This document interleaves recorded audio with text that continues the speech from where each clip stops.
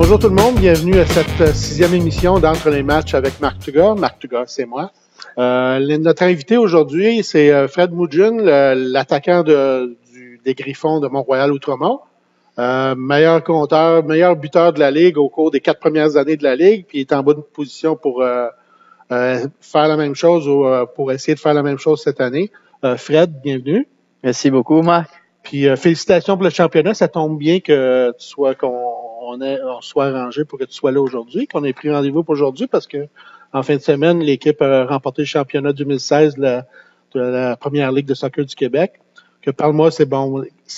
C'est la deuxième année que tu es avec l'équipe. Deuxième fois que tu gagnes le championnat. Pour l'équipe en général, qui existe depuis 4 ans, c'est un troisième championnat en 4 ans.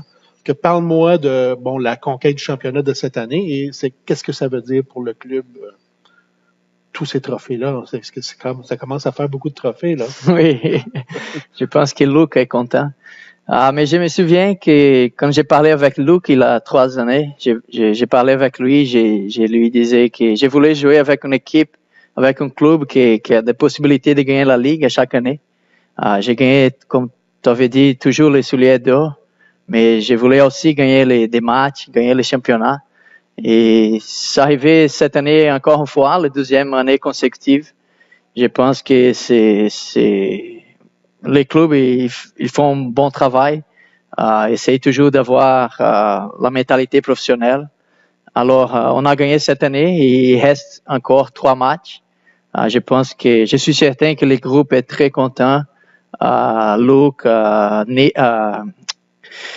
Kit et tout le monde, ils sont très contents. Alors, c'est parfait. Puis la mission n'est pas terminée parce que là, il reste la série aller-retour contre l'Ontario. Le champion de la PLSQ va jouer contre le champion de la Ligue 1 en Ontario. Là, c'est officiel, ça va être vous qui allez jouer. Vous avez joué contre eux autres l'année passée. Ça s'est terminé par une défaite, mais là, ça a été un objectif pour vous depuis le début de l'année. C'était le championnat, mais aussi bien faire contre l'Ontario cette année. Oui, exactement. C'est pas fini. Encore, il reste 3 matchs dans la Ligue. Il faut continuer à bien jouer pour avoir la bonne mentalité pour arriver les matchs contre Ontario et bien jouer et remporter les championnats de cette année ici pour le Québec. Puis qu'est-ce que tu penses que tu es avec l'équipe, les joueurs, comment qu'ils voient, c'est quoi les leçons apprises de l'année passée contre l'Ontario qui fait que ça va être différent cette année, tu penses? Oui, moi, je n'étais pas ici pour les matchs contre l'Ontario l'année passée parce que, comme vous savez, j'ai pars à chaque année pendant l'hiver pour jouer aux États-Unis. Mais je pense que l'équipe a appris quelque chose, que c'est important d'être prêt pour jouer. L'Ontario, bien sûr, ils vont avoir une bonne équipe aussi cette année.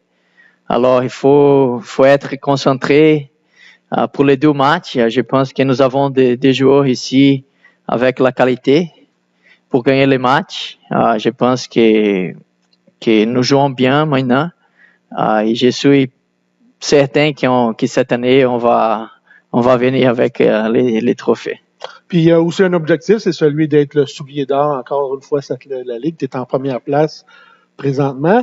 Tu as de la compétition en Pierre-Rudolph Meilleur aussi, fait que c'est pas fait encore. Mais parle-moi, ce serait un bel honneur individuel, puis un bel honneur pour l'équipe aussi. Mais parle-moi, comment tu vois ça d'ici le reste de l'année, là? Oui. Parce que il y a encore des choses, un trophée à aller chercher, là. Oui, bien sûr. Je pense que c'est bon pour le club aussi. Si les clubs ont un joueur qui gagne les souliers d'or, alors les trophées, ça vient pour les joueurs, mais aussi pour les clubs. J'ai joué 14 matchs cette année, j'ai marqué 17 buts. Il reste 3 matchs à jouer. Si je continue à jouer comme je joue, si notre équipe continue à jouer bien comme ça va m'aider à marquer des buts. C'est pour ça que je suis ici avec Outremont, pour aider mon équipe à gagner les matchs et marquer des buts. Alors, je vais continuer à donner mon maximum et c'est après les 3 matchs qui restent, je suis le meilleur compteur de la Ligue encore en année. Je vais être très content d'accepter les souliers d'or en 2016 aussi. Puis comme tu m'as dit l'autre fois, c'est que toi, ton objectif, c'est vraiment avoir ton but, au moins un but à chaque match. Tu veux être régulier. Tu sais, c'est pas tout. marquer 5 buts un match, puis après ça, en marquer 0 pendant 3 matchs, t'aimes pas ça. Non, ça, c'est pas bon. Régulier, oui. Ça. Même pendant les entraînements, quand j'arrive, je veux donner mon maximum, je veux marquer à chaque entraînement. Je suis très compétitif, alors comme tu viens de dire, à chaque match, je veux marquer au moins un but. Je sais que si je marque et j'ai fait mon travail, la possibilité de mon équipe de gagner les matchs, ça va être plus haut. Alors, c'est ça mon objectif à chaque année. Et je pense que tous les attaquants devraient penser comme ça, avoir des objectifs pour marquer le plusieurs fois possible pour aider leur équipe à gagner des matchs. Tu as déjà joué pour l'Impact, tu as joué en USL à l'époque, pas à l'Impact avant que l'équipe soit en MLS. Tu as joué en USL, quand tu es venu du Brésil pour jouer ici, c'était au soccer universitaire aux États-Unis. Tu étais un des bons joueurs dans cette ligue-là, en PDL, tout ça. Là, tu joues en PLSQ, qui est une ligue provinciale, pas une ligue nationale ou nord-américaine. Explique-moi pourquoi tu joues en PLSQ dans le fond, alors que tu pourrais jouer en USL, même de nos jours, même si tu voulais. Oui. Si tu voulais vraiment. Non, oui, c'est ça. Ma famille, on habite ici, à Montréal. Alors, pour nous, c'est important d'essayer de rester ici au moins quelques mois pendant l'année. Ta conjointe est de Montréal? Oui, ma conjointe de Montréal. Mon épouse, on vient d'avoir un petit garçon il y a 12 mois. Alors, pour nous, c'est important de rester ici avec la culture et tout ça. J'étais très content en 2012 quand j'ai entendu parler de PLSQ. Parce que je voulais rester ici, mais comme tu viens de dire, j'ai joué au USA, aux États-Unis, j'ai joué en Europe, j'ai joué en Arabie, en Thaïlande, partout, parce qu'il n'y avait pas de ligue ici. Okay. Et maintenant, avec la PLSQ, au moins, donne la chance pour moi de rester ici, de jouer au soccer à un bon niveau. C'est même une ligue professionnelle, vous disiez ici semi-professionnelle, mais moi, je trouve que c'est toujours plus professionnel. Alors, c'est pour ça que je reste ici. Comme on a parlé avant, j'ai des opportunités, même maintenant, de jouer USL, de rester aux États-Unis pendant 12 mois. Mon épouse n'aime pas beaucoup ça. Elle préfère rester ici. Sa famille, alors, on va essayer de rester ici. Il faut toujours parler avec Luc pour l'année prochaine, avec Outremont. Parce que le gros de ta saison, une bonne partie de ta saison aussi, c'est jouer au soccer en salle dans la ligue, la MASL. C'est quoi le nom de la ligue? Ça change tout le temps. Major Arena Soccer League, okay, MASL. Bon. OK. Puis, ils ont eu un bon site Internet. Vous pouvez aller voir ça aussi, là. Mais c'est ça, ta carrière, c'est ça depuis plusieurs années, là, dans cette ligue-là. Fait que la PLSQ est un bon complément, par rapport à ça, parce que ça te fait de quoi t'occuper, puis t'es allé, avec Antonio Ribeiro aussi. Tu as de quoi t'occuper ici localement, donc ça vaut la peine. Comme tu m'avais expliqué il y a une couple d'années, tu m'avais dit il n'y a pas une grande différence sur le plan financier entre s'expatrier puis jouer en USL l'été. Oui, exactement. Puis jouer en PLSQ puis faire des activités ici au Québec. Mais explique-moi, fait que donc, tout ça pour dire que une grosse partie de ta saison, c'est de jouer au soccer intérieur avec bande aux États-Unis, comme dans le temps quand l'Impact a joué une couple d'années dans la NPSL à l'époque. Explique-moi comment tu t'es retrouvé, parce que tu es un Brésilien d'origine, tu joues au soccer à 11, comme la plupart des Brésiliens.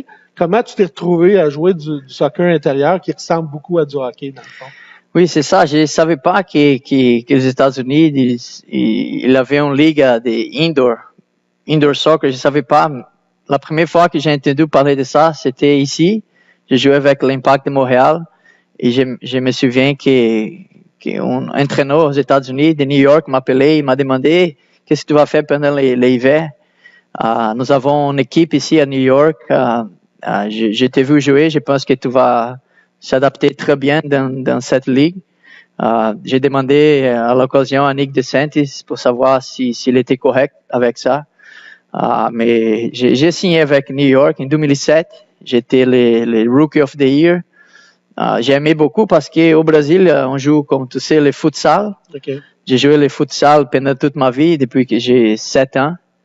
Alors, c'était une bonne transition pour moi, de soccer extérieur pour les Major Indoor Soccer League. Alors, c'est pour ça que j'ai commencé et j'ai joué depuis 2007 je suis très content. J'aime beaucoup ça. Qu'est-ce qui fait que tu aimes cette ligue-là, jouer au soccer intérieur? Parce que les jeux est vite, c'est presque comme le futsal, mais un peu plus grand les terrains. Les ballons sortent pas. Les jeux est vite, technique, un peu physique aussi.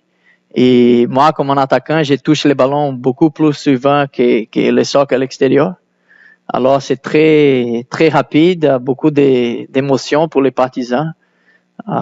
Aux États-Unis, nous avons environ 5, 6, 7 000 partisans à chaque match. Alors, j'aime beaucoup. Puis là, si tu jouais à Saint-Louis la saison passée, Oui. mais là, l'équipe va se retrouver en Floride. Oui, c'est ça. Fait que là, c'est comme un changement que tu approuves, j'imagine, ça, pour passer l'hiver en Floride plutôt qu'à Saint-Louis. Oui, c'est ça. L'année passée, quand j'ai signé avec Saint-Louis, j'ai signé un contrat de 3 années.